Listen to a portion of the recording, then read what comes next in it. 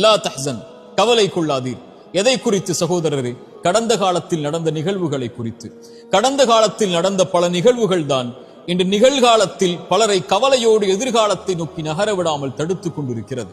கடந்த காலத்தில் நம்முடைய வாழ்க்கையில் எதுவும் நடந்திருக்கலாம், எத்தனையோ பாவங்களை நாம் செய்திருக்கலாம், எத்தனையோ உறவுகள் மரணத்தால் பிரிந்திருக்கலாம், எத்தனையோ உறவுகள் நாம் விரும்பி கைகூடாமல் இருக்கலாம், நோயால் செல்வ இழப்புகளால் நாம் சோதிக்கப்பட்டிருக்கலாம், இன்னும் எத்தனையோ சோதனைகளில் இருளால் நம்முடைய கடந்த காலம் முழுக்க சோதிக்கப்பட்டிருக்கலாம். ஆனால் ஒன்றை மனதில் பதிய வைத்துக் கொள்ளுங்கள், கடந்த காலத்தில் நடந்த எந்த நிகழ்வும் எதிர்காலத்தில் நடக்க இருப்பவற்றை பாதித்து விடாது. மீண்டும் சொல்கிறேன், இறைவன் எதிர்காலத்தில் வைத்திருக்கின்ற பொக்கிஷங்களை பெறுவதற்கு கடந்த காலத்தில் நடந்த எதுவும் தடையாக அமைந்து விடாது. இறைவன் அமைத்த இந்த வாழ்வியல் நேர்கோட்டில், இறைவன் மேலும் கீழும் அமைத்த இந்த வாழ்வியல் முறையில் ஆரம்பிக்கப்பட்டதிலிருந்து முடியும் வரை எதுவெல்லாம் நடக்கும் என்று இறைவன் நிர்ணயித்திருக்கின்றானோ அதுவெல்லாம் நாம் விரும்பாமல் இருந்தாலும், நகராமல் இருந்தாலும், கவலையால் நாம் இருளில் உட்கார்ந்திருந்தாலும் நடக்கத்தான் போகிறது.